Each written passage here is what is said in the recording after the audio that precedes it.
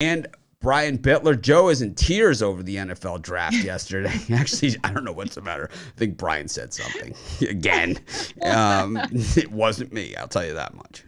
I rarely say things offensive. As a matter of fact, when Joe wasn't feeling well, I even gave her a special code phrase to get off the set if she needed to.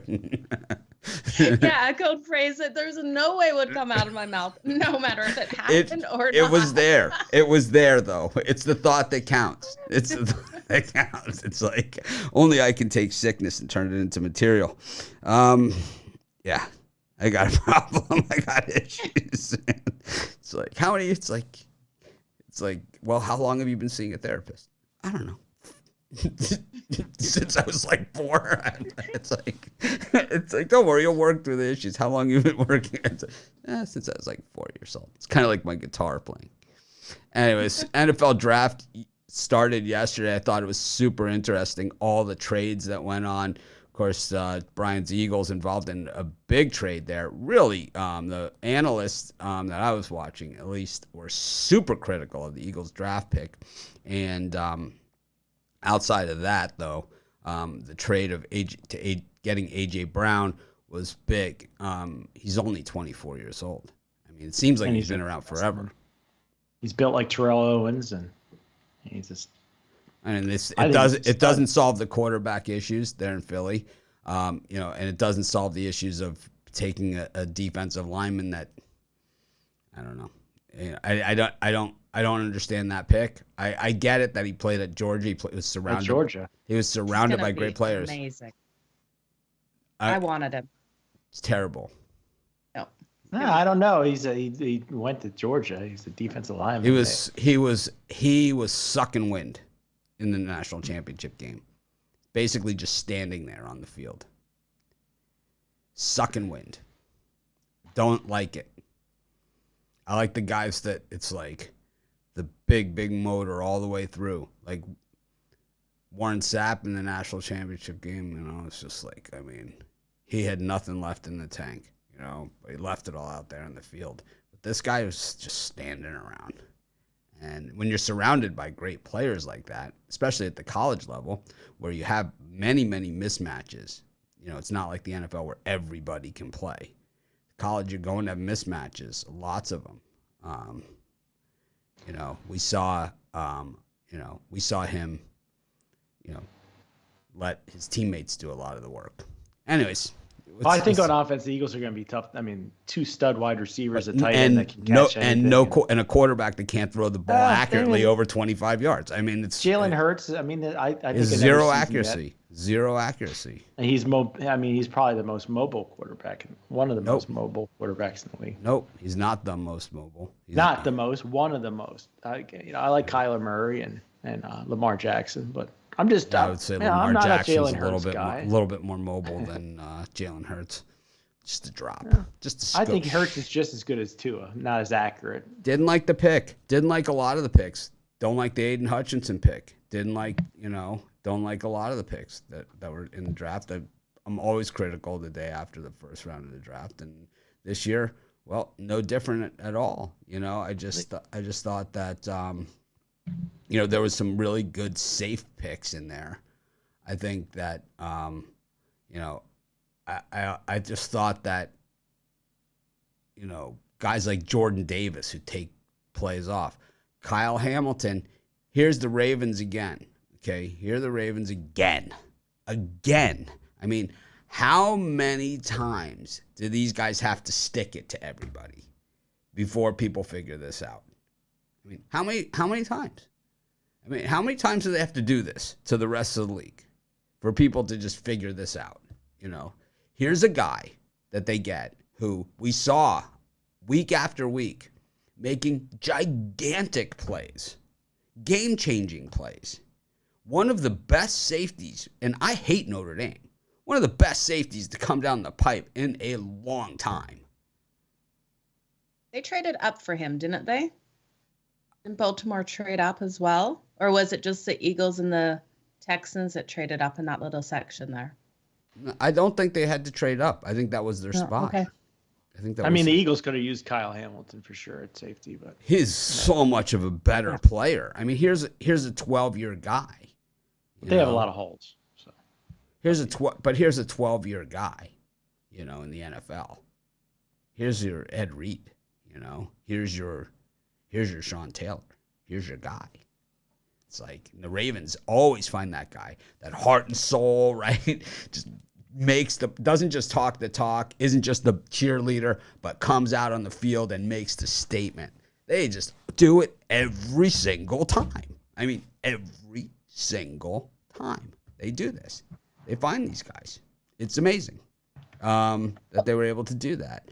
I think some of the other players, there were some reaches. I think Kenny Pickett, Pittsburgh, good luck with it. That's a perfect fit for Pittsburgh. Oh, yeah. I love it. I loved his reaction. Yeah, fourth round talent with a first round pick. That's really good. That's really good drafting. The fans will love him. I don't know. I think he's going to be good in Pittsburgh. He's a Pittsburgh quarterback for sure. Anything to get Rudolph off that field. I was happy to see it. Yeah, of course, anything to get him, but I think it's a reach here. I think that it's way high for a guy that in a normal draft is fourth round talent. Really. Do you think they would have been better with Malik Willis? I think they would have been better waiting until the third or fourth round and taking a quarterback there like Strong or something, because this guy isn't first round material. The Steelers are pretty good at judging talent and drafting, though. Generally they are. But so they've missed. Judgment, see how it goes. They've missed. They've missed. Well, I was happy with who the Chargers got. We got Zion Johnson, some more protection for Justin Herbert, which is definitely needed. But I know fans were not happy with the Packers' first pick in Walker there at their 27 pick, the linebacker out of Georgia. You guys got any thoughts on him? I saw Twitter just blow up that they took him in the first pick.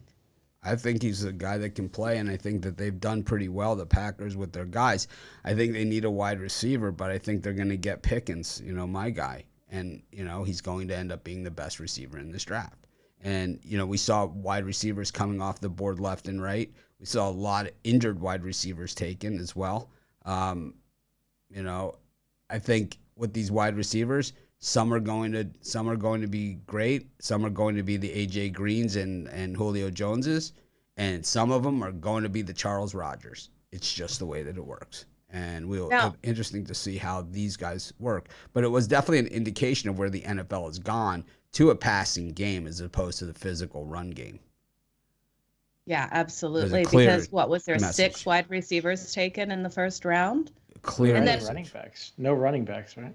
No, and then Drake London that Atlanta got, he was injured last season, wasn't he? Didn't he break his ankle? Not sure, but he's a serious player. I think 2 years ago, 2 years ago on our shows and pre Joe on our shows, we talked a lot about the USC receivers during college football season, and I said at the time, and Rod and Ruffalo agreed with me because he's a suck up. He said that we said that the USC receivers were the best set of receivers as a unit in college football. Now, obviously, Pittman went to the Colts, and so he was gone from the group. But here's another guy from the group, going in the first round, high in the first round. So it was a solid group, and maybe last year they didn't have the best set of wide receivers anymore because Ohio State, and Alabama clearly had the solid set of wide receivers. John Mechie is still on the board. There's another guy that I love him, serious player. Another guy that's injured, right? So Mechie is similar to Waddle, but maybe just a little tougher. And I don't know if he's tougher. Waddle seems to have bulked up a little bit, but Mechie's good. He's a guy that can pretty much take things over. And Pickens. So the Packers, the fans can complain all they want, but there's plenty of receivers out there still, plenty. And I think Pickens is a great fit in Green Bay. Yeah, he would be good in Green Bay for sure. I don't love this Kenny Pickett pick, Joe. I'm gonna have to strongly disagree with you there. I'm usually right on these quarterbacks. I mean, the only quarterback that I've really swung and missed on in the last 10 years of these drafts is Patrick Mahomes. He's the only one. I mean, it's a big miss. Yeah, it's a big miss. But we nailed Carson Wentz. We nailed Mitch Trubisky. You were critical of Kyler Murray though too. I remember. Yeah, and look at him now. I'm not a Murray fan. Yeah, look at him now. Now the jury is out once again. He kind of came on. I think people underestimated him, but once they got film on him, now and they don't let him go to the outside anymore. Yeah. It's like they keep him in the pocket. He's not so good anymore because he's too short to throw over the top of the guys, right? Yeah, I'm not a fan of a short quarterback. I like a big, tall quarterback that you can see where he's at. So I don't like these short quarterbacks. But... So you're saying that I can't play quarterback is what you... You could play quarterback, Mitch, but I wouldn't be able to find you when I'm watching. I don't know. I really do think Kenny Pickett is going to be a good one, but his girlfriend definitely wins the award for most stressed out spouse yesterday. If you guys watched her, she looked like she was going to cry at any second sitting there next to him. I felt for her, for sure. How about Sauce Gardner getting lost walking to the stage? Was that the jet move, or is that just the jet, the Jets for us, or what? It's like Sauce Gardner, he gets lost. I mean, they have these guys so far in the back. They changed like the whole setup. It's like the green room is now like this lounge, Yeah. It's like they got the chess table, the chess set on the table inside each player's little lounge. It's like, are these guys chess players? I don't even. What is that? Where does that come from? Who came up with that brainstorm? I could see Yahtzee. Some interior designer. I could see Yahtzee. Maybe Jenga. I don't know. Life. They're looking for a quiet game. Monopoly. Let's sit here and play some chess. Yeah, I'm sure that Kayvon Thibodeau. I'm sure he was sitting there, thinking about his next move. It's like, if I castle here, I just don't know if they can counter. Really puts their queen in some jeopardy. Maybe it was a metaphor for the draft overall. I don't really understand it. It had nothing to do with anything. It was like, did anyone else see that? It was like, what's the deal with the chess set? And who was in charge of that? Who's in charge of that? I did catch that. So was he sponsored by Snickers with the pin that he had on his thing? I saw that. Yeah. We all saw it. So it was good pub. If he was paid, that was a good spend. We all saw it, right? I noticed it. You noticed it. We all noticed it. It was glitter. Yeah. Which we all like. Yeah. What did you think of all the bling the Sauce had on? His big Sauce necklace, you guys. He's got a good agent. His agent obviously paid him up ahead of time, gave him a little cut because he knew the money was coming back. I think that's always an interesting thing that they kind of, we see this with the players, every year they come in dressed, in, several $1,000 suits with, the big jewelry and everything right out of the gate. It's basically when they signed with the agents or whatever, they paid them. I thought it was an entertaining draft. I thought it was entertaining. I thought that there's a ton of talent left on the table. A ton. And I think that today and tomorrow is where the championships are built. First round is the first round, but the championships are built in the later rounds. And, back when I was a kid, the NFL draft was 14 rounds. And it was so Mr. Irrelevant really was irrelevant. He was a guy that might not make the team. Now all your draft choices make the team just about. Not all of them always do, but most of them do. But back when it was 14 rounds, Mr. Irrelevant really was Mr. Irrelevant and rarely made the team, but sometimes they did, and they were, spectacular. I thought the Ohio State wide receivers, it is what it is. I wasn't surprised there with those picks. I thought that, I thought teams like the Chargers, like, the Cowboys, like, a few of the other teams just played it safe, I have one that completely confused me. The Patriots taking Cole Strange. out of Chattanooga. Maybe they know something, you know? Maybe. Yeah, maybe they know something. Yeah, I'll trust the Patriots. Yeah, I was confused by that one. I honestly hadn't heard his name, so I had to look him up. Yeah, there was a few players like that taken from some of the smaller schools, but you're not going to win or lose usually with your first round pick. It's usually not your difference maker. It's usually the everybody else that creates that depth. Unless you are picking number 1 and Peyton Manning's available. Like that's the time, you know. That's when your number 1 pick makes a difference. But I think in this draft, this is more of a talent across the board draft. This is a deep draft. This is a deep draft.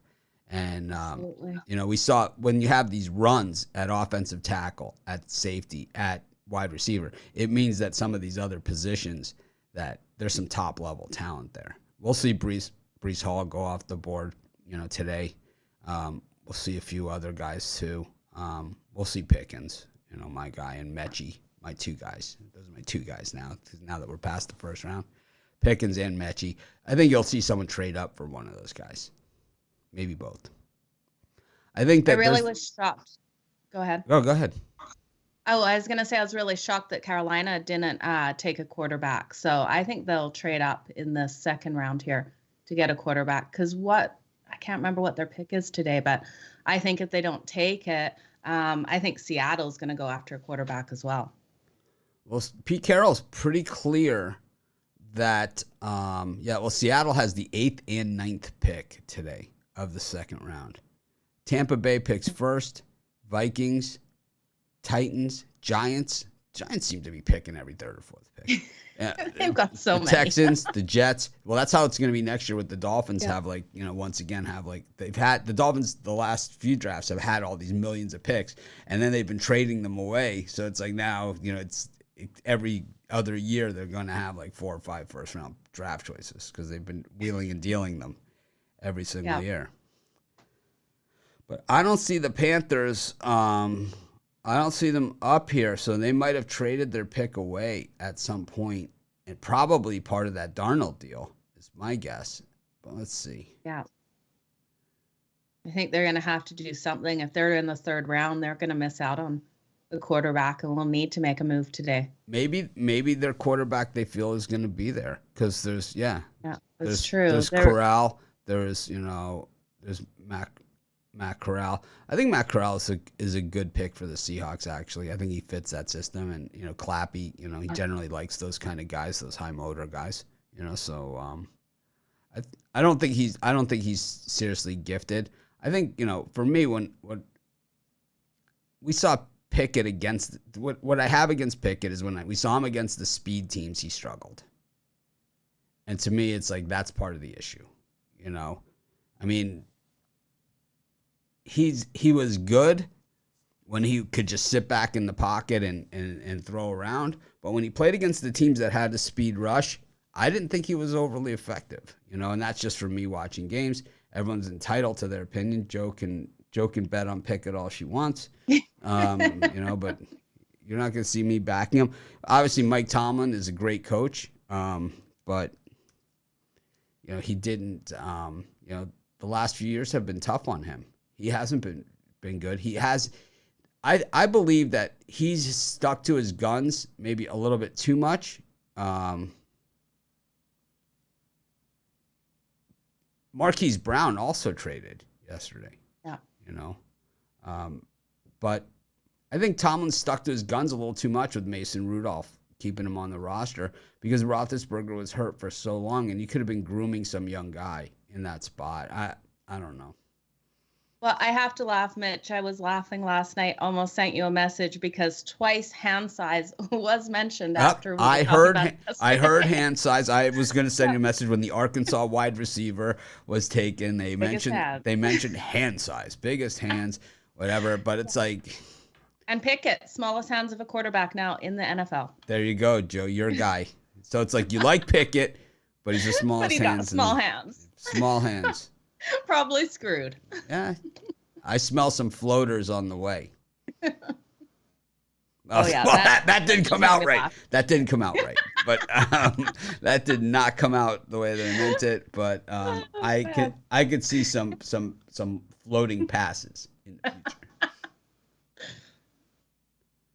All right. Well, we've got a lot on the board today. We'll come back to the NFL draft and look at these things. And what I was trying to just pull up was Pitt's record last year, and let's look at at his performance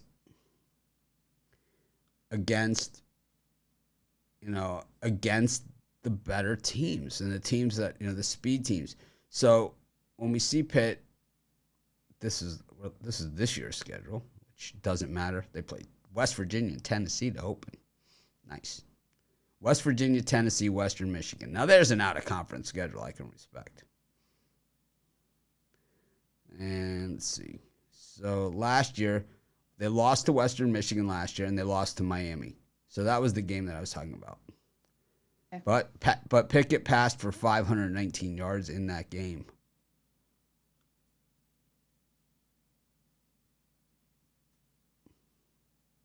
I think he's going to be strong.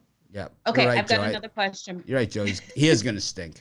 Anyways. I have one more question before we move off this. So the season coming up, Thursday nights are taken over by Amazon. So are we only going to be able to see Thursday Night Football on the Amazon subscription? Yes. The first game will be the Chargers and the Chiefs in KC. Yeah, they did a couple of weird things during the draft where they did these little infomercials like right before a pick. Instead of doing it like in the pause in between, like when there's nothing going on, doing it then.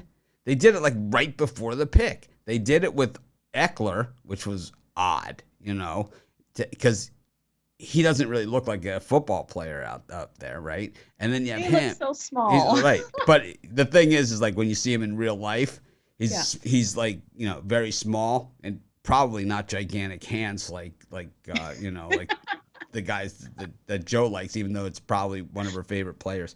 But he's those little running backs like that, shorter running backs, generally super thick. Like a brick wall. That's how Joe Morris was when I met him. He was just like, he was small, but he was, like Darren Sproles used to be like that. Yeah, Sproles, guys like that, just super, super tough. But there's a lot of players left on the board in this NFL draft, and I was more, I found it more compelling than recent drafts. I just thought that there was. I just thought it was more compelling. I think Desmond Ridder is a good fit in Seattle. Is my guy for Seattle. I think he's closer to Russell Wilson type. And maybe, I don't know if they're trying to, stick with him or not. But he would be good in Seattle. So John Mechie is listed as the 24th best player available at this point, according to that 4-letter word. And where's Pickens? Took me a second. I was like, Pickens is 27th. Okay. So my two guys, the further they drop in the draft, the more I like them. These are my chip on the shoulder, guys. The guys with the chip on their shoulder, Pharaoh Cooper was my guy one year. He really did not look good in his early years. In fact, I think he was cut. And then he came back somewhere else, and then he finally made the Pro Bowl, and for special teams. So my guys, generally, they do hang in there. Sometimes it takes them a little bit. But, not every year I'm going to have Zach Thomas, my 5th-round draft choice, is like the Hall of Famer, It's like I don't always get those. We don't always get those opportunities. The scouting has gotten a little better. But for every time, a team jumps to the first round, takes Cody Pickett, takes a guy like, the Georgia defensive lineman that the Eagles took, better chance that one of our guys is going to slip a little further down, get that chip on their shoulder, and really, Yeah,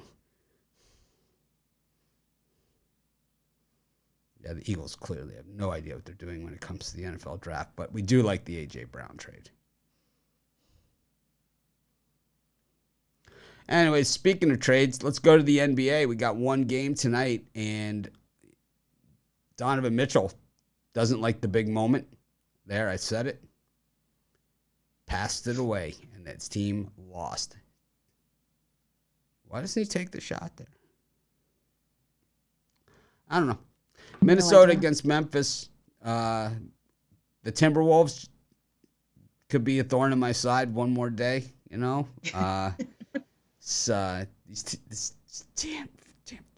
Those Timberwolves. That Timberwolves. Oh, man. God, I hate those guys. Brian, what do you think? Timberwolves, Grizzlies. Timberwolves just 1.5 doggies here at home. I'm going to do player props again. Yesterday, hit both the Donovan Mitchell under 25.5, just luckily because he passed that ball away, and then Luka under 31.5. Today, I'm going to go with Karl Anthony Towns over 25.5 points for the game, and John Morant over 27.5. I think we're going to see a lot of scoring. I think both those guys will do well tonight. Did Metcalf play with Corral? I'm not so sure they played together. I don't think so. I don't think they played together. They might have been on the same team, maybe, for a cup of coffee. I'm not sure. Joe, what do you think of this? This is going to be an interesting one. We got two strong offenses, but I do think it stays under the total. I think the books have put this total too high at 229. So give me the under here. This is going to be a battle tonight. I'm excited to see what happens. What do you think of Ron's rundown? It's amazing. He's killing it. He's killing it, that kid. Killing it. He's killing you guys haven't checked it out, make sure you do. We're going to call him Hollywood Ron Romanelli. Hollywood. Yeah, it's gonna get him one of those fur coats, some sunglasses to do the show. A fur coat. Yeah, it's his style. He'll be big pimping. He only wears mink. So BP Romanelli, big pimping. I could see him with that. I totally could. He's like, gotta slick that hair back. It's like of all the people that work with us at Pick Dogs, it's like he's like the easiest. I'll tell you that much. The behind the scenes, the truth comes out. I don't have any favorites. I don't play favorites, except Romanelli's my favorite. Joe's Depends second. what week Joe's second. You have your favorites of the week. One week you like one person, and then something else the next week. I don't think that's true. I like everybody.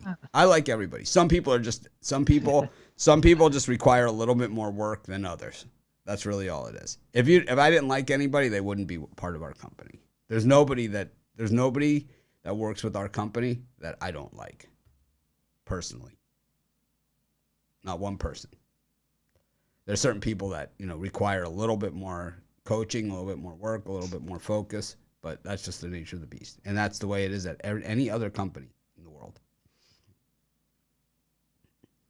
All right. Anyways, Brian, speaking about what I don't have a pick on this game. So, I don't know. I think I'm going to pass. I'm going to take You can't pass. I'm going to take a straight Ruffalo here on this one. Ruffalo in this game? I think I might. I haven't taken a Ruffalo in a while. I think we haven't even had to use that term in a long time. But I think I'm going to take a straight Ruffalo here. I'm going to sit back and be a fan because Timberwolves, damned if I do, damned if I don't. This is the team that blew the 21-point lead for me. These are the guys. 99.5% probability of winning the game, and they lost. These are the guys. That Timberwolves, that coach. Brian, what are you selling today? Oh, I got my bounce back sweep 3-pack. My 3 best bets is my NHL game of the month, my best play in the NBA, my best play in Major League Baseball. All 3 for $50 at pickdogs.com for me and picks. Joe Madden. I've got 5 plays actually today, one in the NBA and a side of this game, and then I have 2 in the NHL and 2 in the MLB. looking at some totals in the NHL, I think we've got some really good team totals and some overs tonight. So check it out. That Timberwolves. I've got an MLB 3-pack, but I have 5 picks actually total. So for those people that buy my long term, you'll get 5 picks. Everybody else, Tres Amigos. But I like the card. I tried to tread a little lightly because it's Friday, but these guys jumped off the page at me. So that's the way that works. But speaking of Major League Baseball, we will change gears, as they say, and go to Major League Baseball. A.J. Brown. Guy's a stud. A.J. Brown. I wouldn't want to have to tackle that guy. A.J. Brown. It's weird the Dolphins having no picks, And like I said, next year I think they have 5. I thought like if there was a guy, that they wanted, they certainly had the ammunition to trade for it, with next year's stuff. But I just don't think I think while this draft is deep and there's a lot of talent there wasn't like a guy, like the guy, that you needed.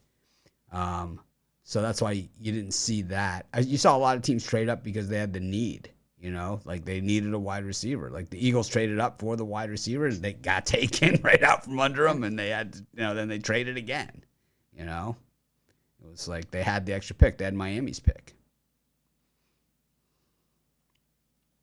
Which, basically turns out now Brown for Waddle, right?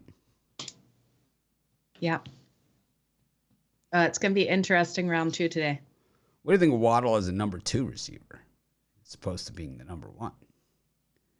That's going to be interesting. That will be. Yep. Tyreek Hill definitely game changer. Because they show like all these guys in the separation that they get from the defenders, but nobody does it like that guy. Nobody. Well, that just improves Waddle's numbers because he won't get the double team and the number 1 corner. Super fast. Super duper fast. I'll be fading. Can't wait for the season to start. A good season. Counting down the days. I'll be live at halftime. Amazon Prime. It's like, I do need garbage bags. I'm already an Amazon Prime member, so I'm good with that. Congratulations, Brian. That's nice. There's nothing on there. If you look at their app, it's real. I mean, as far as programs go, they're pretty thin. Really? I watched some shows on there. There's a couple. It's just frustrating because we know like our normal NFL package isn't going to be decreased in price. So then we're going to have to just add something else on. It's frustrating to me. Something else to confuse my dad because he's 70 or so he won't understand. He has to go to Amazon to see it. Yeah, it's stupid. That's my opinion. Official opinion, it's stupid. Well, we better get the baseball here. I like that people are still pounding on the Timberwolves in that 21-point blown lead. I respect that. I hold a grudge. I'm a grudge holder. We know that. All right. Pirates against the Padres. The Marlins against the Mariners. And the Baltimore Orioles. Just plus 115 here against the Boston Red Sox. Brian, what do you have to say for yourself? I think a play maybe I should have put in my premium plays is probably the Baltimore Orioles with Kyle Bradish on the mound. Hopefully I pronounced his name right. He's in AAA. He had over 15 innings, a 1.20 ERA and a whip of 0.73. He's going against long in the tooth Rich Hill and the Boston Red Sox team that had a long series with Toronto. I like Baltimore here on the money line. And then Pirates and Padres. Pirates covered the run line yesterday, but I think Darvish has a good game here, and the Padres win this one by at least 2. It's just the lean here to the Padres on the run line. I think the Orioles is the better play.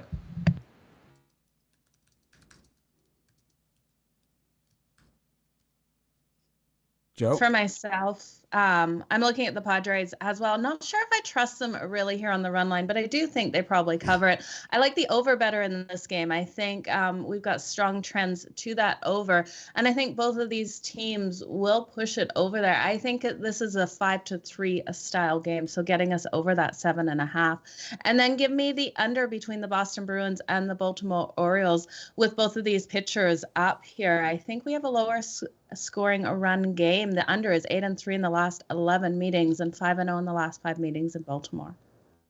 Joe says Bruins against the Orioles. Who's in The goal? Red Sox. Oh, The sorry, Red Red Sox. It is. I've got hockey on my mind seeing Boston.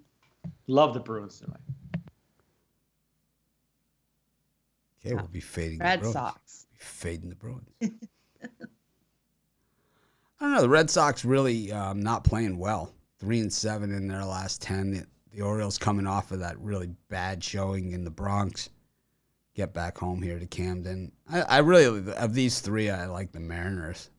Matt Brash against Hernandez. We've done well with Hernandez and the Marlins. The Marlins are off to a solid start, but I think Seattle's a team that we're just going to make a lot of money this year. I think at the end, I've said this all along, and I just think at the end of the year when we start looking at those profitable teams over at our Sports Chat Place betting tools, yes, I'm plugging them. I think what we're going to see at the end of the year is Seattle's going to be in those top 5. I don't know if they'll be number 1. You know, normally that's a team that just kind of comes out of nowhere, like the Rockies have a good chance to be that. Or, you know, it's rarely the Giants where there's still value, where people still think, you know, the Padres and the Dodgers are the team to beat in the West, even though it was the Giants that won the division last year, right? I don't know. I just think that the Mariners are just they're playing on the West Coast, so all those East Coasters never watch them. You know, it's like. I think we get better odds with the Mariners against teams like the Yankees, the Dodgers, the Padres, the Red Sox. You know. Well, I'll let you in on a little well-kept secret, Brian. Got your pen, your lucky pen with you, because you're gonna want. No, I'm not writing it. I'm not writing this. Write this down. Write this down. Just write this down. Seriously, just write it. Humor me, okay? The Marlins are 0-15 against the American League. Yeah, well, there's always time for the first one. Yeah. So what I'll do is they're due. They're due. I'm just saying that we weren't talking about who's going to win this game. We were talking about Seattle Mariners presenting value. They're due. We're talking about the value of betting the Seattle Mariners, and against the Miami Marlins, who are often overlooked, it's not as much value with the Mariners. Oh man, today, not in general. Are you like do you go to the casino and ever play those games? Like you ever play like? If I saw craps or black come something? up 15 times, if I saw black come up 15 times in the roulette wheel, I'm going to go big on red the next time around because the odds are good on red the next time, I would think. You saw what happened in Vegas right when I was there the last time for March Madness, right? What happened? Oh, I wish I had my phone here. I would show you guys the pictures. So I always play my anniversary with my wife's anniversary at the roulette table, 6-11, right? So I always play 6-11. So $25 on 6, $25 on 11. Spins the wheel, 6, right? So it spins again. Right, I'd leave my $25, 6 and 11. I put it back out, and I hit. I think it paid. I don't know. It was like $1,200 or something. Spins again, 6 again. Wow. Like $1,200 again. Spins again, 11. It was like, oh yeah. You must have been getting watched. Oh yeah, they had the pit bosses over there and everything. And I was just like, at that point, I let go one more spin, cash in, cold blood. And that's not the first time that's ever happened to me before. I've actually hit it 6 and 11. And the thing is, I said to my friend, like right when I did it, I said, you know, one time I hit 5 out of 7 spins. Wow. I said, one time that happened to me, 5 out of 7. I hit it, 6, 11. He's like, really? I'm like, yeah. And then all of a sudden, 6, 11. It's great. Yeah. Good times. 35. So it's $875 is what is what it was. So yeah, I won like 2,500. That's what I won. Didn't take me too long either.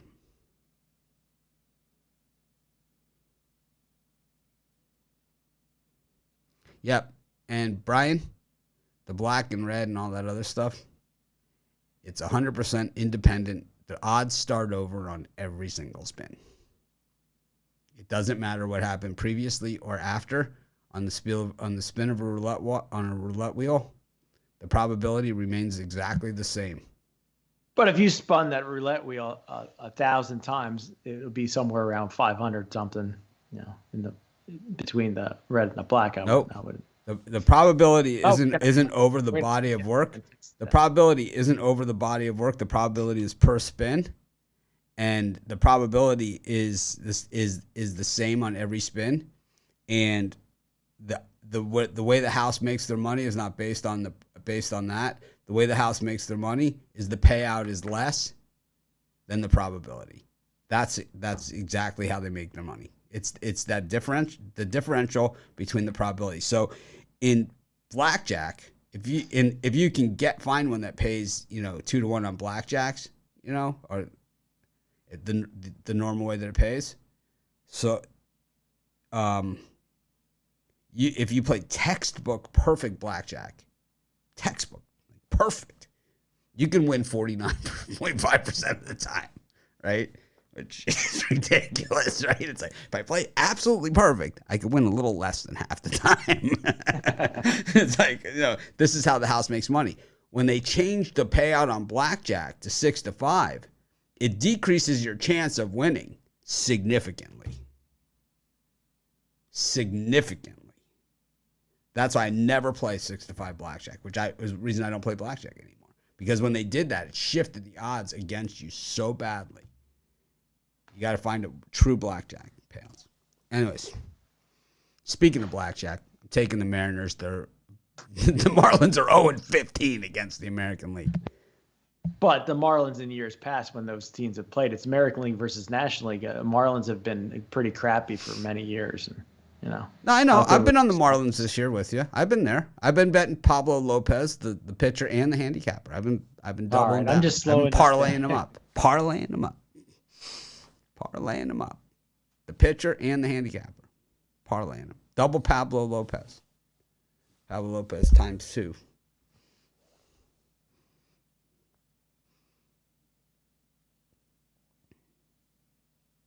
How about that Romanelli? His Ron's rundown play that he sells for $15, he's hit 4 in a row. Yeah. No wonder he's all smiles. Oh, you kidding? It's like he doesn't get the emails that I get, It's like he's getting all the love. He's becoming the most popular handicapper on YouTube before our very eyes. He's growing up. You'll be the junior sharp. 20 years from now, I'll have a cigar in his mouth when he's doing the rundown. I remember this guy when he was his rookie year. Blue Jays take on the Astros. Kikuchi on the mound here against Eric Quiddy. Got Corey Kluber versus Dylan Bundy in this Rays Twins matchup. This is an interesting one. And then Tyler McGill taking on Aaron 4-inning Nola. This one at Citi Field. Yeah. He went 6 innings in his last game. Who let the dogs out? There is just a courier at my door. I'll be right back. They're not going to stop knocking. They saw me. Hang on just 1 second. I apologize. There goes Joe Madden. In those 3 games that you mentioned here, I'll give my pick here. I'm going to take the Minnesota Twins and my guy Dylan Bundy, 3-0 with a 0.59 ERA. I think he's going to give up some runs in this contest, but I think the Twins are playing red-hot baseball, and I like the odds here. And Kluber, he's hit or miss for me. I'll take my chances with Bundy. I don't know. Not a big Bundy guy. I just don't love that game. Joe, how about you? What do you think of these 3? Was it 4 dozen roses for you? No, whoever sent me roses last time didn't send me more, so I'm kind of disappointed.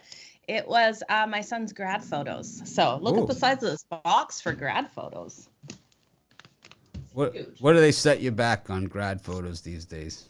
Ugh, About 400 like Canadian? $560. $560 for a bunch of grad photos. Yeah, it's super expensive. So, and he didn't even like any of the pictures, but that's okay. So That makes had them to get better. them. That makes it worth it. Oh, for sure. I'm gonna have to hang these pictures up. In this slot here, we started off with the Astros and the Blue Jays, right? Yes. Okay, so I like the over in that game. I think with these two teams just playing each other and those pitchers coming out, we can see the hitters getting a lot of runs. These offenses are just so strong. And then give me the Tampa Bay Rays. I think they get the win here, laying a little bit of juice. And I think we have an over game with these two pitchers up. I know Bundy is strong, and the Twins have the pitcher advantage to start, but I think the Rays will finish it off strong in this game. So we're later in the week now, so it's our Friday show. So at this point, I feel good about talking about Better Call Saul. I think everyone's had a solid chance to watch it this week, and I think this past week's episode was Emmy Award material. Wow. Like it was seriously awesome. I don't know. You guys tell me what you think. I think it was one of the best. Oh yeah, it's fantastic. It's fantastic. It's just really. It's just, it had you on the edge of your seat, kind of had it all going, It's good. And it had finality to it, which is like always good. I hate the cliffhanger. Better Call Saul always has you engaged, but it doesn't have like the cliffhanger endings, where it's like, oh, I better tune in next week to see what, right? It's kind of like the story continues, but there's a start and a finish to each week, which I like. And I think that's what there's so many good. A lot of interesting characters. The subplots. We call them subplots. Subplots. Well, we actually agree 1,000% on something. We do. Wow, look at you two go. I like Nacho, right? He's the bad guy that you like, right? Yeah, I think he deserves some kind of what do you call it? Not the main actor, but somebody that's a co-actor. Damn. Supporting Some actor? kind of award. Supporting actor award. He deserves something like that because he did a great job. Nacho, I thought he was fantastic. Yep. Fantastic. How about the Chicken Man? You like the Chicken Man? I'm anti-Chicken Man. No, he's fantastic because he's so serene and calm and cool, and he's usually one step ahead of everybody. How about Mike? How about Mike? And he's the old guy you wouldn't want to mess with. That's right. for sure. It's like he's the He'd guy. kick your ass. He's 70 years old. Pretty much. He's the guy. He's badass. All right. Next week should be a real good one. This is a series. These guys are going out in style, These guys are What doing it. season and series are you guys on it? It's the final season. So I don't know. Okay. I think it's number 5. It might five be or six. It's 5 or 6. Oh wow. Yeah. There's that many seasons of it? It's That's it's and the whole thing is that each season has kind of stood alone, but the stories have carried over. They don't do 1 million episodes per season. It's usually 12. I believe. Yeah, 10 or 12 episodes per season. And the thing is, each season is a story unto itself, but there are pieces of it that carry over, the subplots that carry over into future seasons. And some of the Breaking Bad stories, you can see how they start to tie in, Such a good show. Such a good show. Love it. Saul Goodman. The first season is not as good. But it's actually really just the first episode or so. It's kind of like almost every show. Like Billions, right, was another one of my shows. The first episode I thought was really tough. But once you got through like 2 or 3 of them, and you kind of have to watch them together, right? The last episode was Jimmy's brother knocked the lantern over at the end. So, yeah, it goes on from there. There's good stuff after. It's a great series. But like Billions, the the first few episodes were tough to get through. But once you got through those, it was a great series. And then this year they jumped the shark, so it's like it's terrible. It was unwatched. I did not watch this season of Billions. I'm done. Checked out of the relationship. Once Bobby Axelrod left, there's no reason to watch it. It's just the way I feel. I never got into that either. Wow. I've seen limited series. Wow. How about Mad Men? Mad Men? Oh. Oh my God. I'm waiting for the new Game of Thrones to come. Joe's got a lot of work. I Joe's got hated that show, Game of Thrones. Oh, so I like Hated period Vikings, Game of Thrones, too Oh violent. my God, how can you not like Vikings? Oh, because as soon as they did that eagle thing on that guy, I was done. I tried watching it with my ex-husband. That was like, I will be a good wife and try to watch something with you.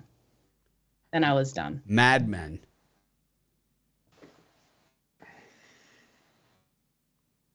Mad Men. All right, we better get moving. The guy from Mad Men, the guy, John, whatever his name is, the guy who was Don Draper in Mad Men, 17 Emmy nominations. And that show's serious, man. Mad Men. That show every. What? Doesn't it have that guy that, oh, now I don't even know what he says. Who are the actors in Mad Men? It's John, forget his name. John something. Because don't they have that guy that says, all right, all right, all right? That's what he says. No, Matthew McConaughey? No. Yeah. No. Okay, I thought that was Mad Men. I don't know. John Hamm. No. Okay. It's a fabulous show. Great show. It's about an advertising agency like in the 50s and 60s. So like everyone's smoking and drinking the whole time. Like back in the days when you smoked in your office, like when I used to work, you could smoke in your office, and it's like, but they had like, a bottle of scotch, and the guys are just drinking scotch all day at work. Just, I don't know how they weren't just absolutely They must have been just absolutely blasted all the time. Anyways, I like Tyler McGill here against Nola. Can't stand Nola, and I will continue to fade the Phillies every single game. White Sox against the Angels. Brian's White Sox went down in a heap yesterday. I had the double reverse run line, -2.5 with the Royals in that game. Cashed big. We got Garrett Richards actually subbing in here in Texas. Originally, it was Spencer Howard. They switched him out to Garrett Richards. My guess is that Garrett Richards isn't going to go far, and then they'll put Howard in up against Ian Anderson, not the Ian Anderson from Jethro Tull, the other Ian Anderson, the baseball player. Then we have the Kansas City Royals, Chris Bubik on the mound against Nestor Cortez Jr. He has been fantastic. I think, someone said in the comments that they don't believe Cortez should be like even an all-star. This guy's been unhittable. He's been the Yankees' best pitcher. 1 hit, 2 runs last time out. Bomb. 2-run bomb on a walk. Brian, what do you think? Well, another game I really wish I would have put in as a premium play. I'm right back on the Chicago White Sox today and Lucas Giolito. He's their best starter. He had a really good first start. Syndergaard is awesome, but I really think they're baiting you in here to taking the LA Angels against the White Sox team that's struggling. I'm not going to fall for that one. I'm going to take the White Sox on the money line. And I like the Atlanta Braves, probably a little bit square, taking Ian Anderson with his ERA. But I know after Garrett Richardson leaves the game, you got Spencer Howard, and he's absolutely brutal. I'll take the Braves on the money line. Yeah, you're right. The White Sox are a really bad play today. Joe? No way. The Braves might win the game, but I think the Texas Rangers come out and win that first 5. I'm going to take them in the first 5 there with Garrett Richards. And then I think the Yankees with Cortez Jr. are just going to be too strong tonight. Like them here on the run line. And I think we have a higher scoring one, so give me the over in this one as well. Los Angeles Angels, 6 wins in a row versus the American League Central. I think they make it 7 here. I'm just going to continue to fade my White Sox. That bullpen is so bad and just so mismanaged. We saw. I can't remember his name. The guy. His last name is like "You suck" or something, and he got like just totally blasted yesterday. It was the 10th inning though when they lost it. Yeah, 3-run home run, and 3 runs they give up in the 10th. It was a tie game, and they lost by 3. That's how bad your bullpen is. It's not my bullpen. This is your team. They've just been losing, so they're not more my on my teams radar right now. They're on my radar because they've been losing. We're going through a rough spot in the relationship. We need counseling. I'm just saying, minus 130 to take the White Sox here. It's just this is like Peanut Gate. This is like when I had to go to marriage counseling with my wife because she bought the unsalted peanuts. It's just not a good thing. Not willing to let it go. $175 an hour or $375 an hour jar of peanuts. Unsalted. They all look the same. Nobody buys unsalted. Probably healthier for you though. I love salt. I would rather have just salt than non-salted peanuts. Like just plain. Okay. I'd rather just have plain salt. Just dip your finger in salt. Yes, than unsalted peanuts. I get lightly salted peanuts and I team them up. I mix them with Cajun peanuts. I mix them in and then that might salt them out for me. Cajun peanuts way too salty, lightly salted, not salted enough, but I mix them together and I get a good mixture. There you go. Oh, there goes Brian. He knows a thing or two about nuts. His nuts.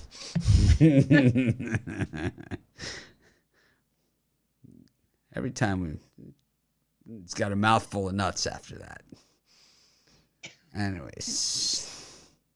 Yep, that's how bad things have gotten over here. We got the Brewers against the Cubs, Cardinals against the Diamondbacks. Oh, that was ugly yesterday. And the Rockies taking on the Reds. Both those teams struggling. Joe, what do you think here? And I don't know. I think I'm going to take a chance on the Reds today over the Rockies. Rockies losing their last 4, and the Reds have played the Rockies really strong, winning their last 5 meetings against them. I don't love it. I think we have an over game. I'm looking for this one to go over that total of 10. I know it's a lot of runs to expect out of both of these teams, but I think this is a 6-5 game.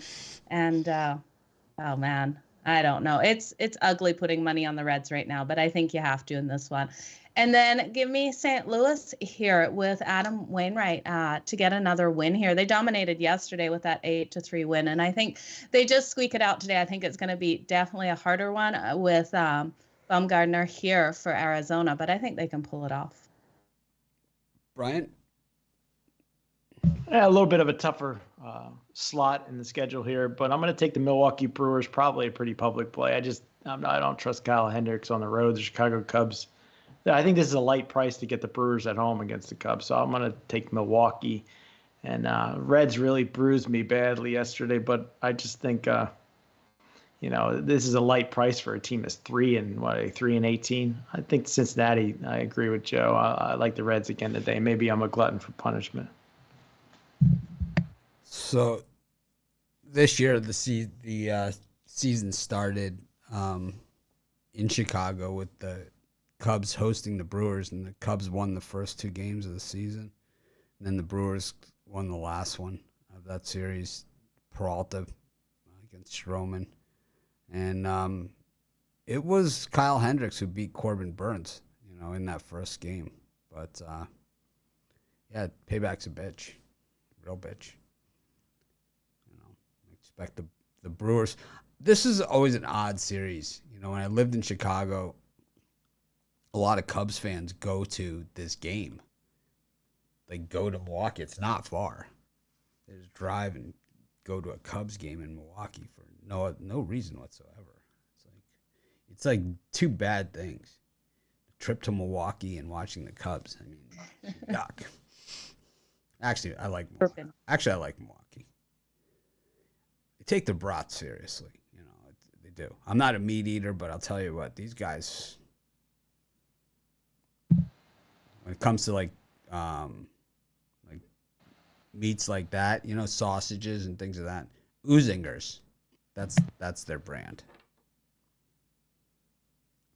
To know. It is. It's the sausage. Like anyone in Wisconsin will tell you that. Serious cheese going on there. Cheese inside it? No, cheese in Wisconsin in general. Oh. Okay. It's really not about the cheese. It's who cut the cheese.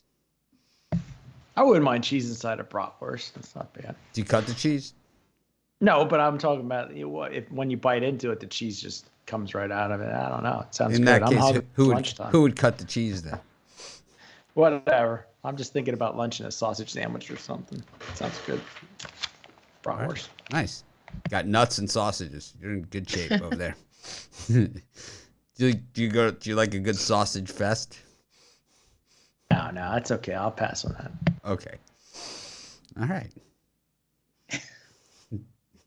Joe's like, how did I get stuck with this gig?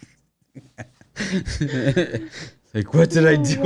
Let's just like evaluating her life. It's like this is a long one. This is a long one today.